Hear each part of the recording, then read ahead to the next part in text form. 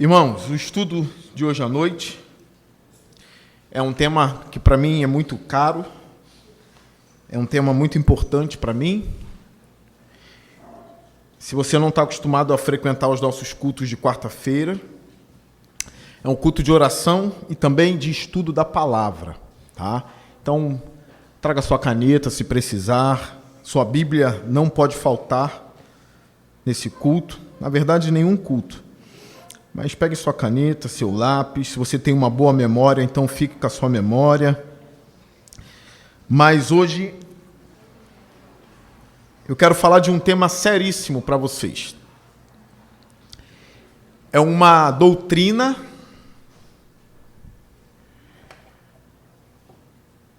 que está nas entranhas da Igreja Batista, tá bom? É a perseverança dos santos.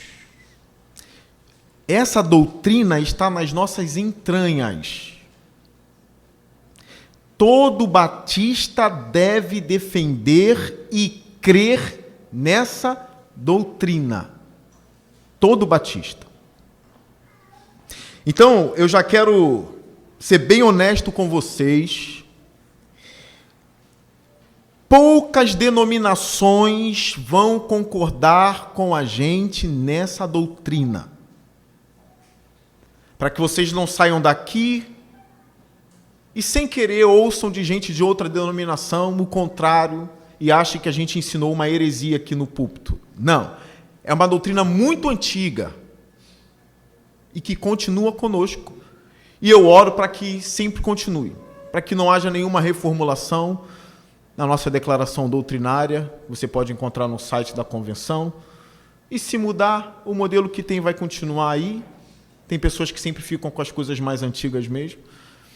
Porém, não tem mudado até o dia de hoje.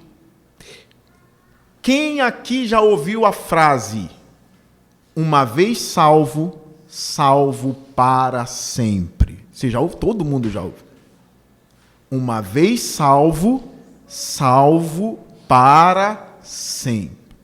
Eu vou repetir para que vocês prestem atenção. Não é uma vez aceitou Jesus, com Jesus para sempre. Não é isso que eu disse. Eu disse uma vez salvo. Isso muda tudo, é ou não é? Porque levantar as mãos ou aceitar Jesus, isso muita gente pode fazer. Mas estou falando de salvação. Aquele que de fato foi salvo. Uma vez salvo, salvo para sempre. Então, olha só. Das denominações que eu estudei, eu consigo aqui citar pelo menos duas, que são grandes denominações que concordam com os batistas. E aí são várias que não concordam, principalmente as igrejas que não se enquadram em nenhuma denominação. A gente pode encontrar uma igreja na esquina com o nome mais ou menos assim: Igreja da Restauração. Ela é o quê? Ela é batista? Não. Ela é assembleana? Não. Ela é metodista? Não. Ela é o quê? Às vezes pentecostal e só. Não é assembleana, não é nada, é uma igreja pentecostal ou neopentecostal. Mas a maioria dos crentes no mundo é de origem o quê? Pentecostal, a maioria, né? Todo mundo sabe disso, os pesquisadores sabem disso. A maioria dos crentes no mundo a maioria é pentecostal. A maioria da Assembleia de Deus e das ramificações pentecostais, tá bom? Mas as igrejas que concordam com a gente nessa doutrina, as igrejas ou as denominações são a presbiteriana e a congregacional. Não confundam a congregacional com a Congregação Cristã do Brasil. Não confunda a congregacional com a Congregação Cristã do Brasil. A Congregação Cristã do Brasil é a que usa o véu. Tá? A que usa o véu. Essa é a congregação cristã. Essa é pentecostal. Tá bom? A congregacional é muito antiga. Tem a mesma idade da Igreja Batista e a mesma idade da Igreja Presbiteriana. A nossa origem ali é cerca de 1609, 1612, bem próximo da Reforma, né? 100 anos, mais ou menos, da Reforma. Né? Quem aqui está perto dos 100 anos? Eu sei que o irmão Batista está perto dos 100, a irmã Neuza está perto dos 100. Então, o surgimento das igrejas... É o quê, irmão Batista? Está com 80. 81, aí, está quase. Então, da Reforma Protestante para o surgimento da Igreja Batista, é em torno um pouco menos de 100 anos, é menos ainda de 100 anos. Tá bom? Então, a Igreja Congregacional, a Igreja Presbiteriana e a Igreja Batista creem nessa doutrina, que é a perseverança dos santos, ou a preservação dos santos, que é justamente uma vez salvo, salvo para sempre. Por quê? Eles foram preservados até o fim. Tá bom? Agora, a Assembleia de Deus não concorda com isso. A Assembleia de Deus vai defender que o salvo pode perder a salvação. E aí parece que é a doutrina correta, porque é a maioria que crê nisso. Porque a maioria dos crentes é pentecostal. Tá? Então não é pela maioria que uma doutrina correta é definida, não é. Tá bom? É pela antiguidade dela e pela base bíblica dela. É aí que define uma doutrina, tá? Primeiro, base bíblica, aí depois a antiguidade da doutrina. Isso tudo precisa levar em conta. Com todo respeito à Assembleia de Deus. A Assembleia de Deus tem cerca de 105 anos só. Só isso, 105, 106, quase a idade do irmão Batista. E da irmã Neuza. Quase a idade deles. No Brasil, a Assembleia de Deus no Brasil é filha da Igreja Batista. Eles foram para Belém do Pará, com Daniel Bergen e Gunnar Wingren. Eles eram batistas, os dois, vieram do avivamento lá da Rua Azusa, nos Estados Unidos. Receberam a renovação carismáticas, o dom de línguas, falar em línguas no culto, mas eram batistas.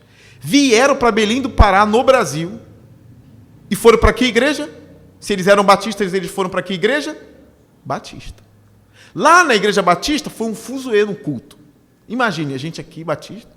Aí o relato que nós temos de carta, a associação lá tem essa carta guardada até hoje, na internet você encontra. Alguns irmãos naquela época detestaram os pentecostais. Houve um grande cisma. É por isso que houve esse racha. Os pentecostais detestavam os batistas detestavam os pentecostais. Se amavam em Cristo, mas não dava para ficar no mesmo culto. O relato de um dos diáconos era: é difícil ficar, porque um fala em línguas no culto, o outro é o demônio que está falando, aí o outro é Deus que se levantou para falar contra o demônio briga. Acabou o culto na Batista, virou uma bagunça. E eles pediram a intervenção de outros pastores, da associação da igreja lá no Belém do Pará, para interferir nisso. O que aconteceu? As pessoas que receberam aquele dom espiritual, do falar em línguas e um culto mais avivado, roda no culto e tudo mais, saíram da Igreja Batista e fundaram uma igreja que eu esqueci o nome, alguma coisa missionária. Aí eles foram e depois transformaram essa igreja na Assembleia de Deus de Belém do Pará. Foi aí que a Assembleia de Deus nasceu no Brasil, porque ela veio de fora. Eles só mudaram o nome. É assim que está acontecendo lá fora? Botaram o nome para Assembleia de Deus? Então mudaram o nome Belém do Pará. Mas esses camaradas, Daniel Bergen e Gunnar Wingren, eram batistas e quiseram implantar isso dentro da Igreja Batista. Ou seja, o batismo com o Espírito Santo para eles era evidenciado pelo falar em línguas. Para os batistas, o batismo do Espírito Santo acontece na conversão da pessoa. Ou seja, para os batistas, todos os que foram regenerados, os que foram selados pelo Espírito Santo, os que são crentes mesmo, salvos, aí é que está a diferença. Eles já são batizados no Espírito Santo. Não tem uma classe na igreja mais espiritual do que a outra. Esses aqui falam em línguas, como eles dizem, queimou, né? Queimou a língua, queimou. Aí a pessoa vai e começa a enrolar a língua, aí esses receberam o batismo com o Espírito. Quem nunca falou em línguas, para os assembleanos, não é batizado com o Espírito Santo. Aí que está o problema da Igreja Batista. Uma outra coisa que aconteceu no meio pentecostal, eles não iam estudar teologia, eles não iam para o seminário, porque para eles a teologia apagava o fogo. O que aconteceu? Até hoje a Assembleia de Deus estava sem uma declaração doutrinária. A Assembleia de Deus não tem confissões, agora que tem, há pouco tempo. Ninguém sabia mais ou menos o que eles acreditavam. Só sabia que eles tinham a questão do Espírito Santo, né, do poder, das línguas. Por exemplo, você não vai encontrar algo assim na Assembleia de Deus. Né? Essa confissão de fé é de 1600. Quem nasceu em 1620 aqui? Quem nasceu em 1620? Quem nasceu aqui? 1630, 1640. Essa declaração de fé antiga da Igreja Batista é 1689. Quem aqui era nascido? Ninguém. O Brasil foi em 1500, né? 1600 e pouco. Antes dela ainda teve uma outra. A primeira, que era mais simples. Então a gente está falando de doutrinas muito antigas. É por isso que eu falei para vocês uma vez que eu estava indo num sacolão, e nesse sacolão, um jovem, se eu não me engano, era um jovem presbítero da Deus e Amor, daquela igreja fundada na década de 60 pelo missionário Davi Miranda. Quem lembra Davi Miranda, levanta a mão. Davi Miranda. Tá, e quem conhece a igreja Deus e Amor, que tem o arco-íris? Vocês conhecem, né? O Davi Miranda usava uma bata branca, né? Um negócio... Inclusive, eu tinha um colega antigo que o sonho dele era usar aquilo pregando. Eu falei, esse cara é doido, quer imitar o Davi Miranda. Davi Miranda, acho que foi o primeiro no Brasil a pregar num púlpito blindado. Com medo de morrer, de matarem ele, tá? Ele pregou, o púlpito dele era blindado. Era um vidro blindado à prova de balas, tá? Então, a Deus e Amor, fundada em eu nem sei porque eu falei dela. Do sacolão. O jovem presbítero chegou, ele é batista. Chamou o tio dele e falou, ele é pastor batista. Eu nem tinha falado, eu não falo que sou pastor, falo que sou cristão. Se a pessoa perguntar o que eu faço, eu falo que eu sou pastor. Ele falou, ele é pastor batista. Os dois da Deus e Amor. Aí ele disse a seguinte frase, os batistas são bons de Bíblia. Eu já contei isso para vocês, aí eu ri e fiquei... Falei, amém, tomara, né? Tomara que continuem assim, né? Por aí, né? Eu não sei se tá, mas tem que ser. Era marca, a Bíblia era marca. Até hoje, nas nossas confissões, a Bíblia é a marca. Tá? Então, os assembleanos pentecostais abandonaram a teologia, ficaram só com Jesus salva, cura, liberta e... O lema deles, antigo, Jesus cura, salva, liberta e... Quem sabe? Batiza com o Espírito Santo, é o lema deles. Depois veio a igreja quadrangular com 4 também, quadrangular, né? Mesma linha. Ficavam com isso, parecia que essa era a confissão de fé dos assembleanos. Imagine, a confissão de fé resumida em 4 pontos. Jesus cura, salva, liberta e batiza com o Espírito Santo. Tipo, para se destacar dos batistas, tá? Os batistas não creem nisso e dos outros. Então, eu pedi para vocês abrirem aí em Romanos 8, mas antes, vá comigo lá em 1 Coríntios 12. 1 Coríntios 12. Versículo 12 em diante. Põe no telão para mim, por favor. Provavelmente esse estudo aqui vai ser dividido em mais uma quarta-feira, tá? Não dá para eu fechar hoje. Dá uma olhadinha aqui, tá? Principalmente quem veio da Assembleia de Deus ou de Igreja Pentecostal, dá uma olhadinha, porque os batistas creem que todos são batizados no Espírito Santo, todos os crentes, os que foram salvos. Olha esse texto aqui. Está na Bíblia. É Bíblia. Coríntios é Bíblia. Tá? Não é nem confissão de fé, não. É Bíblia. Ora, assim como o corpo é uma unidade, embora tenha muitos membros, e todos os membros, mesmo sendo muitos, formam um só corpo. Assim também com respeito a Cristo. Pois em um só corpo, todos nós fomos o quê?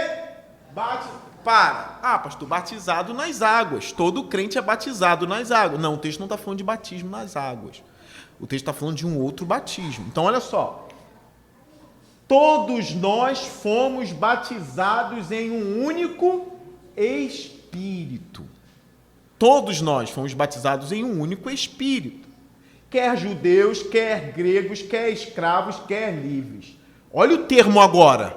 E a todos nós foi dado beber de um único Espírito. Beber. A menção de Jesus Cristo, deixa aí o texto, no Evangelho de João ao Espírito Santo, é justamente lá em João 7, quando ele fala do seu interior fluirão rios de águas vivas. Aí o texto fala, ele estava falando isso a respeito do Espírito Santo. Então esse avivamento do Espírito, essa água do Espírito Santo que vem no nosso interior, que nos enche, nos batiza, e primeiro, batismo é rito de iniciação. A gente não crê que batismo é uma segunda bênção, como os pentecostais. Não, batismo é o início, é a entrada, tá bom? O batismo no Espírito também é entrada. É por isso que a gente defende que quem creu em Cristo de todo o coração, naquele momento, foi batizado com o Espírito Santo. E em Corinto não tem essa coisa, batizado com o Espírito é quem fala em línguas. Quem não fala em línguas não é batizado com o Espírito. Não tem isso ali. Paulo deixa claro que todos os membros do corpo, seja o dedo mindinho, seja o polegar, seja o pé, seja a mão, todos eles bebeu do mesmo Espírito, que é paralelo ao quê? O batismo em um único Espírito. Nesse texto aí de 1 Coríntios 12, lá embaixo, vai estar falando assim, falam todos em línguas? Está bem claro. Falam todos em línguas? Deixa eu achar o texto aqui para vocês.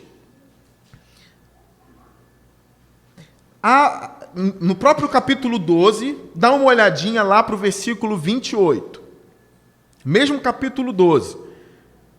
Está escrito assim, assim na igreja, Deus estabeleceu primeiramente apóstolos, em segundo lugar profetas, em terceiro lugar mestres, depois os que realizam milagres, os que têm dons de curar, os que têm dons de prestar ajuda, os que têm dons de administração. Até administração está aqui, né? Os que falam diversas línguas. São todos apóstolos? Sim ou não? Eu sou apóstolo? Eu sou apóstolo? Não sou. Então não são todos apóstolos, né? É uma pergunta retórica. São todos apóstolos? Não. São todos profetas? Não. São todos mestres? Têm todos o dom de realizar milagres? Têm todos os dons de cura? Agora a pergunta. Falam todos em línguas? Não. Mas o texto que a gente leu diz, mas todos nós fomos batizados em um único Espírito. Eu sei que vai ter um monte de malabarismo para tentar provar. Não concordei com nenhum deles. Falam todos em línguas? Não. Aí vem... Eu sei que na Assembleia de Deus a pessoa só pode ser consagrada presbítero e pastor. Não é se sabe pregar ou teologia, não tem concílio, não tem nada disso. Ela só vai a presbítero se falar em línguas. Eu já conheci um cara íntegro, justo, bom pregador, estudioso da Bíblia, bom marido, bom pai, amoroso, que tinha o dom de pregar mesmo, não ser ordenado, consagrado a presbítero na Assembleia, porque ele não falava em línguas. E ele era sincero, ele dizia, eu também não quero imitar ninguém, porque muita gente imita lá, sem nenhum deboche, da minha parte, sem nenhum deboche. Mas todo mundo falando labassuriano e labassuri-canta. A mesma coisa. Todo mundo. Será que falam de verdade alguma coisa? Ou estão imitando? Aí fala, era ordenado a presbítero. Algumas nem diácono, nem obreiro, nem auxiliar. Tem que falar em línguas. Foi um cisma muito grande entre a Igreja Batista e os pentecostais. Essa história de que os batistas não creem no poder do Espírito, tudo mentira. É óbvio que a gente crê. É óbvio. Crê no poder do Espírito, crê em tudo isso. Nós cremos no enchimento, e aí pode colocar como segunda bênção, o que for. O enchimento do Espírito, pode ser. Pode colocar. O crente ser cheio do Espírito. Então, eles vieram de nós. A forma de batismo dele nas águas, aprendeu com a gente. A Assembleia de Deus batiza igual a gente. Aprendeu com a gente. Essas coisas eles continuam. Eles não abandonaram essas coisas, eles continuam com isso daí.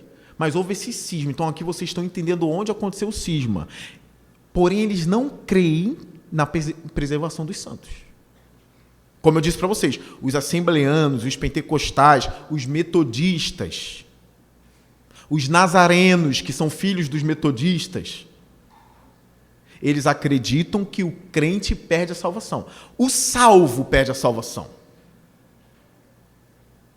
E eles têm texto para mostrar, o cara perde a salvação. Então, volta lá em Romanos 8. Vamos ler o texto bíblico, não é só um texto, são vários textos bíblicos.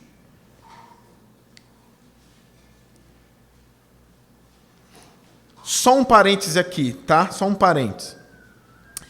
Tem pastores que não são pentecostais que creem no batismo com o Espírito Santo como uma segunda bênção depois da conversão? Tem, mas nenhum deles diz que a evidência é o falar em línguas. Por exemplo, um dos caras que eu gosto muito é o pastor Márcio Lloyd Jones, que morreu há muitos anos. Ele defendia que existia uma segunda bênção, que era chamada de batismo com o Espírito Santo, mas ele via como revestimento de poder. Tá? E a evidência não era o falar em línguas.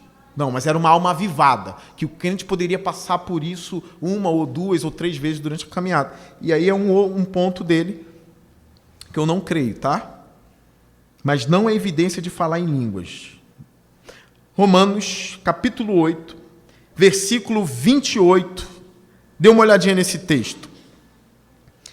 Sabemos que Deus age em todas as coisas para o bem daqueles que o amam. Olha, Deus está agindo na vida de quem o ama. A pessoa não está sozinha na caminhada. Deus está agindo. A mão dele está de forma... Olha o termo, eu estou tomando cuidado com o termo. A mão de Deus está de forma absoluta em cima daqueles que o amam. De forma absoluta. Ele não deixou você entregue ao léu. A mão dele está agindo em tudo.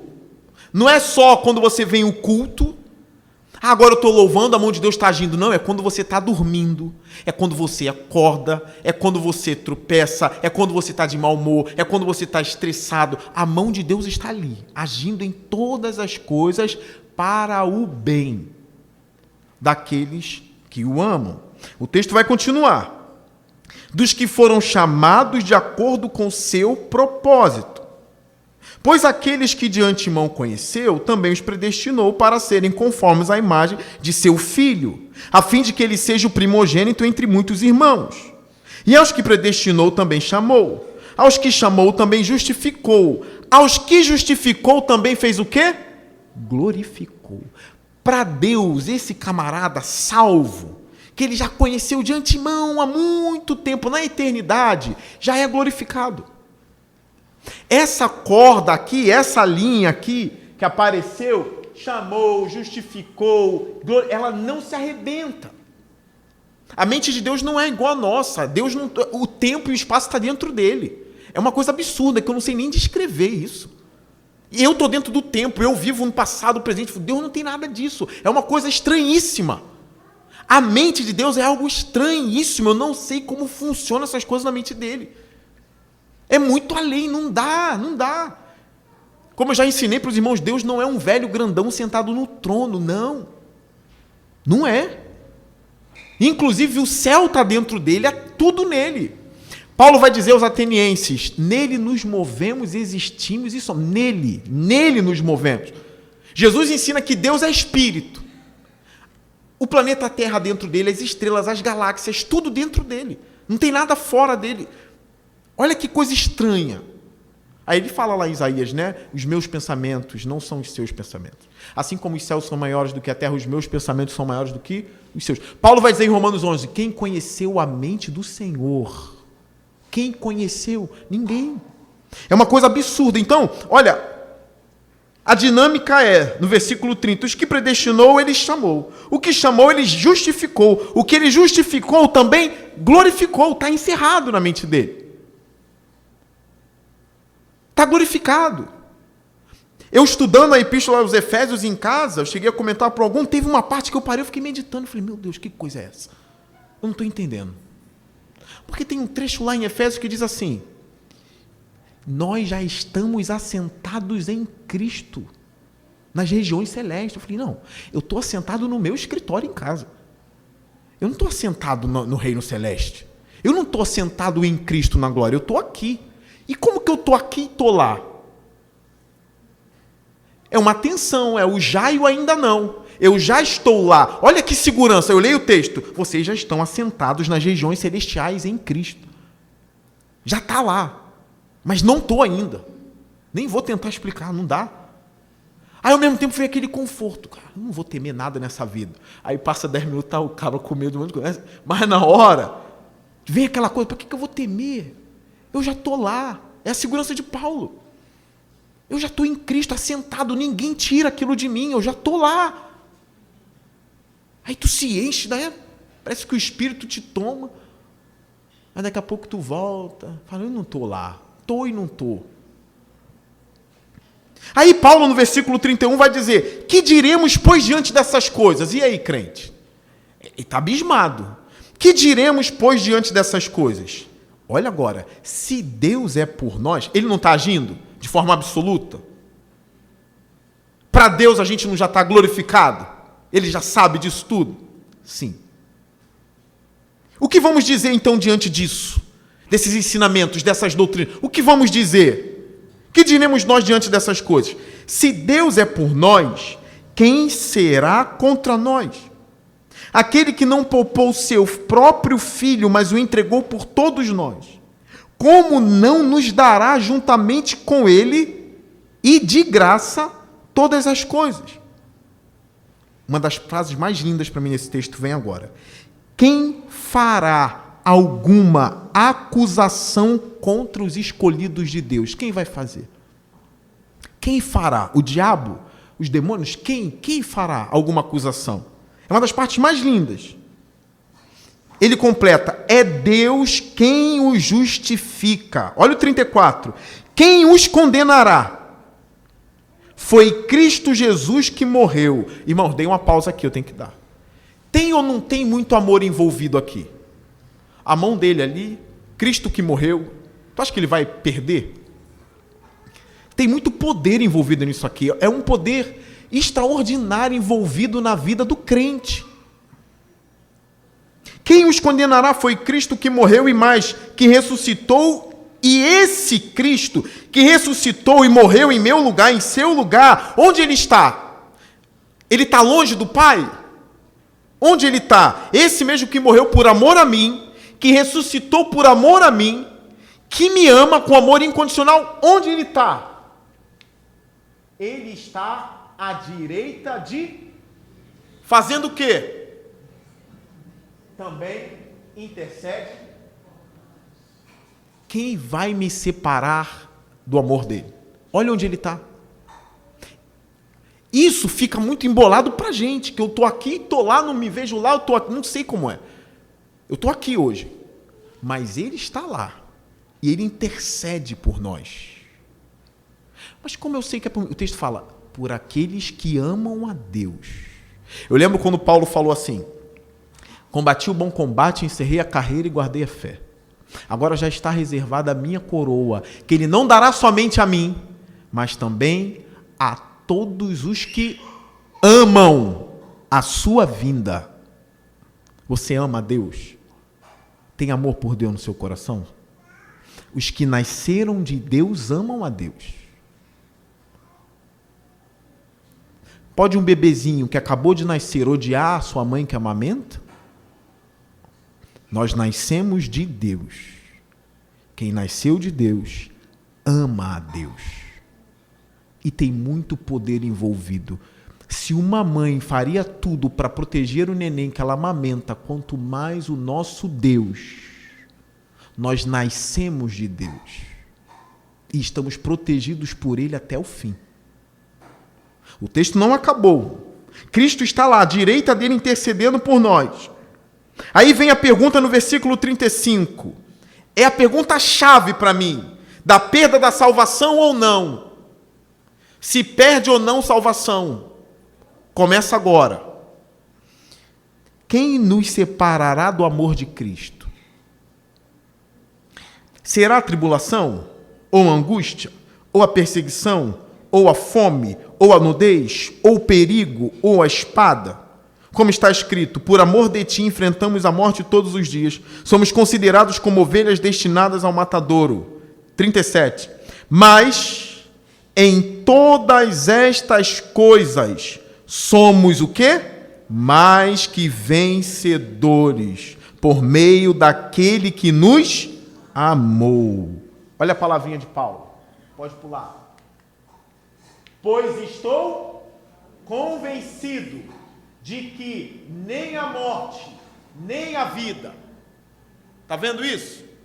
Ah, pastor, se eu estou vivo, eu posso perder a salvação. Então, às vezes, é melhor até morrer para não perder.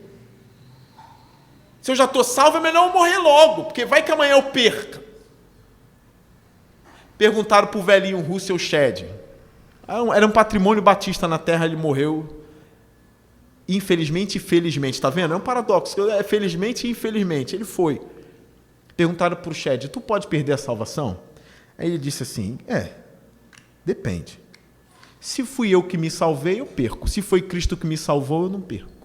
Quem te salvou? Foi você mesmo que se salvou? Se foi, claro que tu perde. Agora, se foi Cristo que te salvou, é impossível você perder a salvação. É impossível. Então o texto aqui está claro. Estou convencido de que nem a morte e nem a vida, nem anjos, e se o demônio botar uma armadilha e ali ele tirar minha salvação?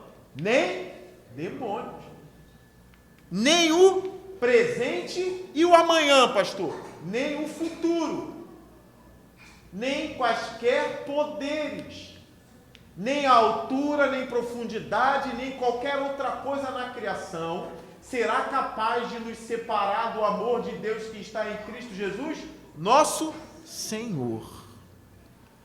E agora, o texto é forte. O texto é muito poderoso. E a gente não tem só esse texto, não. Eu quero que vocês deem uma lida comigo em João, no capítulo 10. É um texto que alguns sabem de cor. Eu também sei de cor esse texto, mas não quer dizer que eu não me volto para esse texto. João, capítulo 10, é o texto que fala do bom pastor, tá? O bom pastor que dá a vida pelas suas ovelhas. Esse pastor não é o Leonardo, é Cristo, tá bom? Esse bom pastor é o Cristo, que é o pastor da minha alma e da sua alma. Estamos sendo pastoreados pelo mesmo pastor. Esse dar a vida é de forma vicária, tá? De dar a vida para te redimir dos pecados. Coisa que ninguém pode fazer, só ele poderia. Olha o versículo 22 de João 10. Vamos ver juntos isso aqui. João 10, 22. Dê uma olhadinha no texto. Vou tirar isso aqui, não sei se está atrapalhando.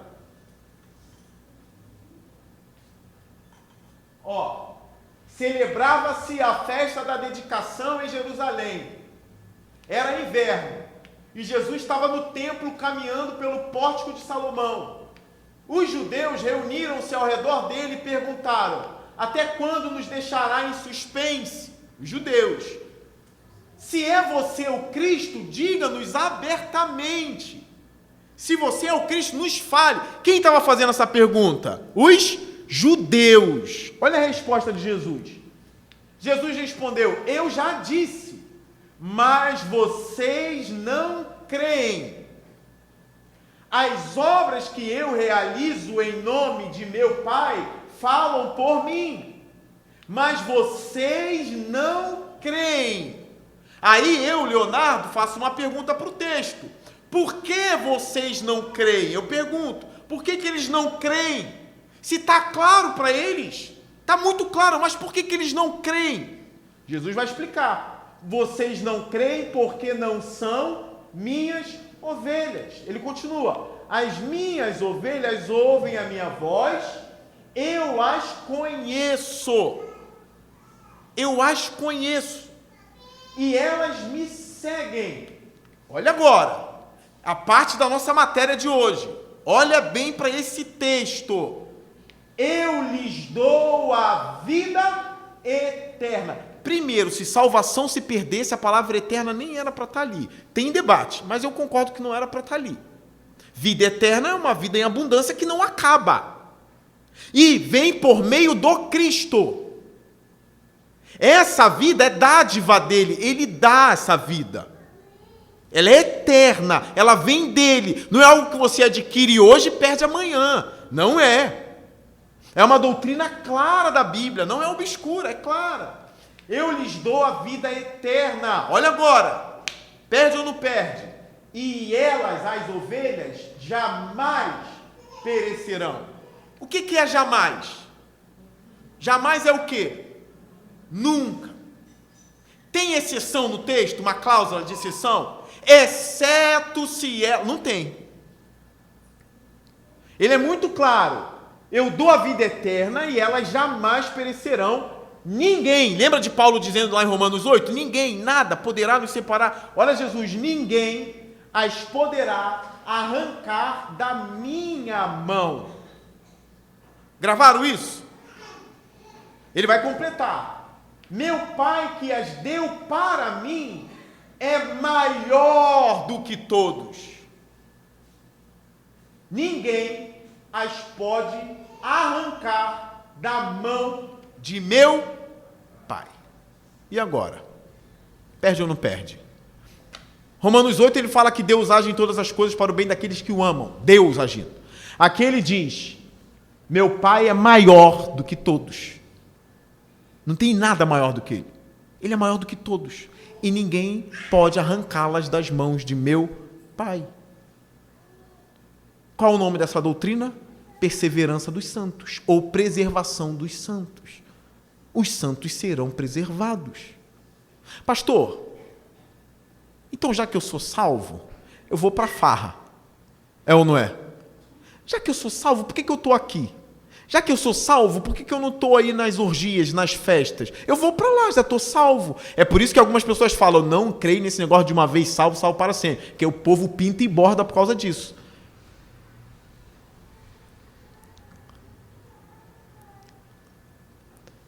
Quem foi verdadeiramente salvo, que realmente foi salvo, vai pensar nisso? Não. As ilustrações que as pessoas têm usado, os teólogos, é de transformação. É por isso que o texto fala de uma nova vida, de uma regeneração, é uma nova criação. O homem se torna uma nova criação.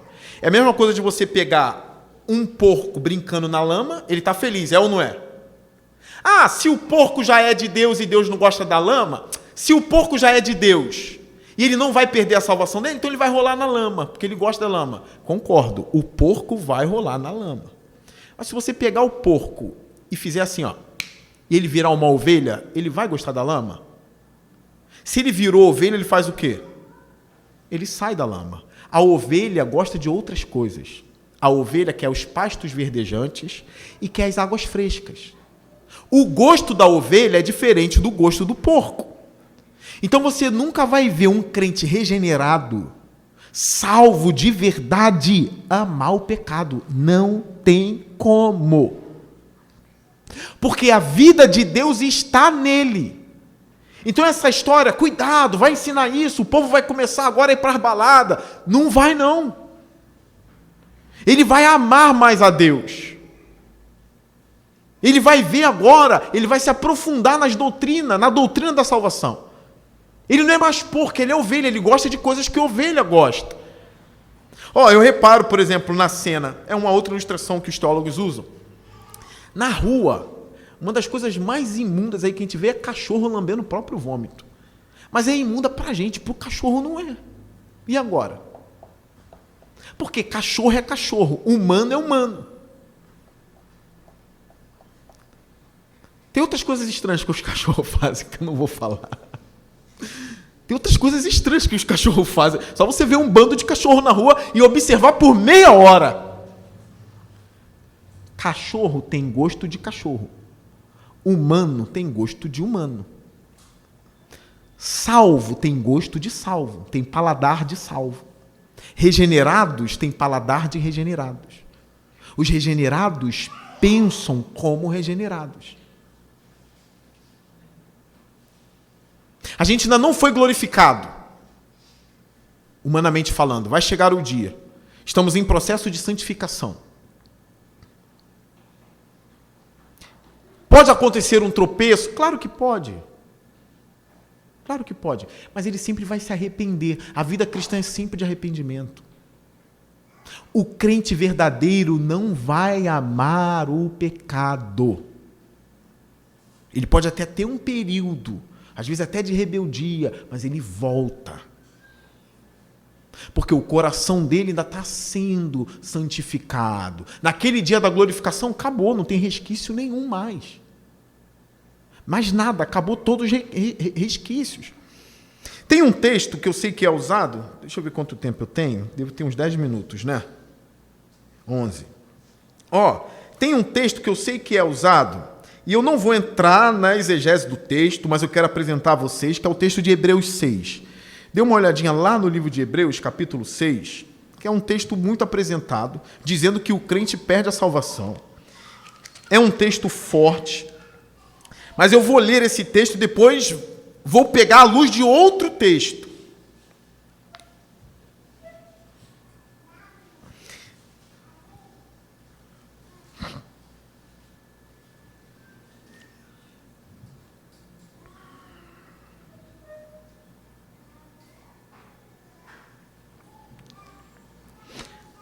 Versículo 4, Hebreus 6, 4. Olha que texto forte. Parece contradizer o que a gente leu. Parece contradizer João, Paulo. Olha o versículo 4. Ora, para aqueles que uma vez foram iluminados, provaram o dom celestial, tornaram-se participantes do Espírito Santo, experimentaram a bondade da palavra de Deus e os poderes da era que há de vir, e caíram, é impossível que sejam reconduzidos ao arrependimento, pois para si mesmos estão crucificando de novo o Filho de Deus, sujeitando-o à desonra pública. Esse texto, olha como ele é forte. Então, o camarada que teve lá a iluminação do Espírito, provar o dom da era vindoura e tudo mais, e cair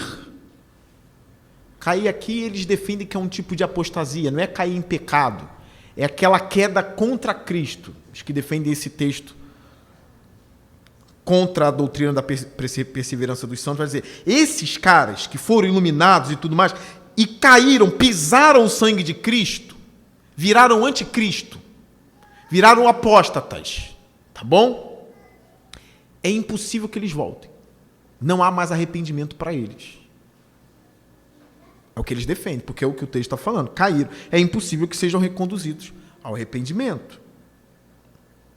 Mesmo sabendo o que fala no versículo 9, ao versículo 9, amados, mesmo falando dessa forma, estamos convictos de coisas melhores em relação a vocês, coisas próprias da salvação. Mesmo tendo isso aqui, eles vão brigar. Não use esse texto, não, porque... Tudo bem. Olha o que eles estão afirmando. Que uma pessoa foi salva por Deus, regenerada, e essa pessoa ficou contra Cristo, pisoteou o sangue de Cristo, ela não pode nem mais se arrepender. Acabou para ela. O pecado sem perdão. Acabou. No entanto, nós temos aqui alguns textos para refletir. Se alguém... Eu preguei a penúltima mensagem em Números sobre Balaão domingo. Eu falei de algo forte que aconteceu com Balaão que não tinha acontecido nos 2 primeiros oráculos. Foram 3 oráculos de Balaão sob a supervisão de Balaque. O 4º oráculo foi por conta de Balaão. Não foi sob a supervisão de Balaque. Os 2 primeiros, o texto diz... E Deus pôs as palavras na boca de Balaão. O 3º foi diferente. O 3º diz que o Espírito Santo veio sobre Balaão. E quando veio, Balaão ficou encantado ali e começou a profetizar sobre o Cristo, um monte de coisa. Balaão profetizando sobre o Cristo, cheio do Espírito ali, o Espírito dominou ele. Parece que Balaão provou ali de coisas boas. Mas Balaão não amava a Deus, não era crente. Acreditava em Deus, mas não era crente, nascido de novo. Era um ímpio. Ele vendeu, fez Israel tropeçar e foi embora. Antes de ir embora, ele morreu. Vou pregar essa parte em breve, né? Moisés esmaga ele. Mas olha o texto de 1 João, capítulo 2. 1 João, capítulo 2, 18. Pastor, e se o cara está aqui, ele foi batizado, ele chorou no louvor, ele pregou, Deus era na vida dele, era nítido que estava, aquele cara era dos nossos, ele estava aqui, agora ele virou um anticristo, ele agora odeia Cristo e odeia Deus, perdeu a salvação. Ele perdeu a salvação, pastor. Eu vi esse cara, a profissão de fé dele na igreja foi linda na época, aí ele se batizou, foi lindo. Mas agora ele é inimigo de Deus, ele virou inimigo de Cristo, pastor. Ele perdeu a salvação. Olha o que João fala dessas coisas. Sem eu entrar em cada parte de Hebreus 6, eu vou usar a luz que João me dá. Olha o que João diz. Filhinhos, esta é a última hora. E assim como vocês ouviram que o anticristo está vindo, olha o termo pesado que ele vai usar. Já agora muitos anticristos, no plural, têm surgido. Olhem para mim. Estão surgindo anticristo. De onde eles estão vindo? Eles estão vindo da onde? Eles estão surgindo de onde? Do centro de Macumba na época lá de João? Não era. Eles estavam surgindo na igreja. Olha o que João fala deles. Muitos anticristos têm surgido. Por isso sabemos que esta é a última hora. Eles saíram do nosso meio. Mas, olha o mais agora de João. Na realidade, não eram dos nossos. Eles não eram crentes lavados e remidos, regenerados. Não eram dos nossos. Pois, se fossem dos nossos, teriam permanecido conosco. Eu sei que tem especialistas em Hebreus 6 que está dizendo que não é o que o texto está querendo dizer. E não está falando de perda de salvação, e os caras explicam de uma forma magistral. Levam horas para isso, mas explicam. Tem livros publicados dizendo que o autor de Hebreus não está dizendo que aqueles caras lá vão perder a salvação. Não. Não é isso. Mas se fosse algo parecido com isso, o que é parecido, João já está dizendo. Se saiu, se foi embora, se pisou o sangue de Cristo, se virou anticristo, ainda que tenham saído do nosso meio, nunca foram. Estão compreendendo o argumento de João? Se fossem dos nossos, teriam permanecido conosco. Olha agora, a gente está encerrando o estudo de hoje. Vai ter continuação, óbvio. O fato de terem saído mostra que nenhum deles era dos nossos. E agora? Viraram anticristos. Ele não está falando de alguém que desviou, está desanimado da igreja e que pode voltar. Não está falando disso, não. Ele está falando de gente que virou anticristo. Agora cospe em Cristo, é inimigo de Cristo. Inimigo mesmo de Cristo. Alguns teólogos defendem, negavam até que Cristo veio em carne e tudo mais, viraram inimigos de Cristo. Nunca foram dos nossos. Nunca foram. Quando eu falo que um crente não perde a salvação, não estou dizendo de alguém que se batizou, nem que aceitou Jesus, necessariamente. Eu estou falando que um regenerado, que teve um nome escrito de verdade no livro da vida,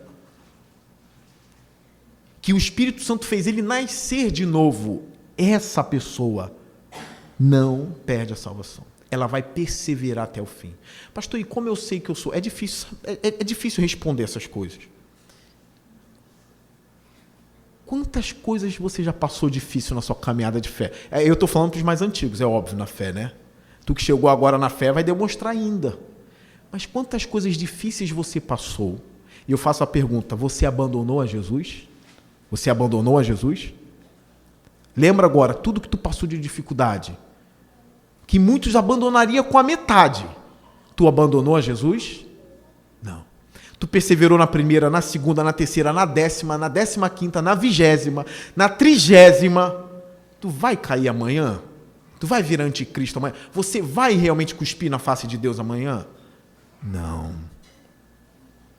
A perseverança evidencia que alguém de fato nasceu de novo. Tá bom? Então, estou encerrando o estudo hoje. Nós teremos a continuação quarta que vem. Tá? Tem muito texto aqui. A Ju ia até botar um texto aí da nossa confissão de fé, declaração também, mas não tem tempo para isso. Vamos ver na semana que vem, tá bom? Algumas denominações que não creem, Assembleia, Metodista, Nazareno, Católico. Catolicismo para mim é uma denominação. Eles dizem que é a igreja, a gente é a única igreja. Não, catolicismo é uma denominação muito caída, muito rasteira, pior que a Universal, na minha opinião. Na época do seminário ficavam brigando. A Universal é pior que o catolicismo. Não. O catolicismo é pior que a Universal. Eu ainda vou falar mais das coisas das denominações aqui. O padre chegar e falar, hoje é culto de adoração à hóstia. Eu nunca vi a Universal nem parecido com isso. Vai todo mundo adorar o pão. Vai adorar o pão. Culto, missa de adoração à hóstia. O catolicismo também não acredita na perseverança dos santos. Acredita que pode perder a salvação também, apesar de muitos bispos católicos defenderem que não perde a salvação. Tá bom? Não perde.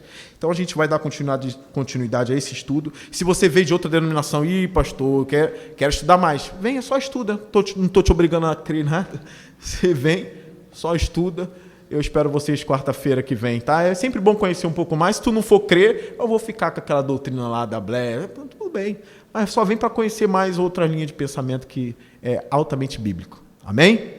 Fique de pé. Vamos orar. E eu espero vocês quarta-feira que vem. Não é domingo. Domingo eu não vou falar sobre isso, não. É quarta que vem só, tá? Vamos orar. Vamos agradecer a Deus pela salvação. Vamos agradecer a Deus por tão grande salvação. Tão grande salvação. E é por crer nessa doutrina que eu tenho esperança que eu vou encontrar todos vocês lá, naquele grande dia. Porque Ele é poderoso para nos impedir de cair, como está lá em Judas. Nós vamos estudar semana que vem. Vamos orar ao Senhor.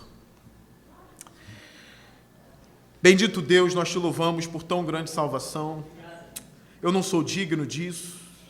Eu não sou digno de herdar a sua glória, de herdar o seu reino, entrar de forma triunfante na glória, com todos os seus anjos me olhando e olhando os meus irmãos, com uma coroa na cabeça, herdeiros da glória com Cristo, herdeiros. Eu não sou digno, Senhor. Nós choramos nessa terra, a gente se entristece aqui, mas nos ensina, ó Deus, que tem uma tão grande glória nos esperando lá na frente. E que é tão seguro o caminho é seguro porque ninguém é mais poderoso que o Senhor. O Senhor vai nos proteger até lá. Então eu peço a Deus que eu esteja lá, vendo a face do Cordeiro, e que meus irmãos também. Eu só posso orar assim porque eu confio que a tua mão pode impedir a gente de cair.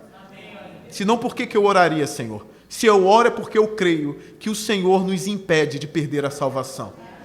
Então, ó Deus, segura a mim e os meus irmãos. Também converte o coração daqueles que eles amam, com a sua mão poderosa. Traz eles, ó Deus. Eu sei que teus caminhos são misteriosos, alguns vão vir no leito, alguns vão vir no último dia de vida, nós não sabemos essas coisas, mas nós queremos vê-los lá. Muito obrigado. Tu és um Deus grandioso e maravilhoso. A nossa igreja louva o teu nome. A nossa igreja te ama.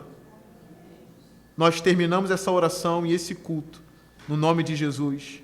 Amém e amém. Vamos à bênção do Senhor. Que o amor de Deus Pai, a graça do nosso Senhor e Salvador Jesus Cristo e a comunhão do Espírito Santo estejam sobre todos nós desde agora e para todo sempre. E a igreja do Deus vivo que crê nisso diz amém. Dê um abraço no seu irmão.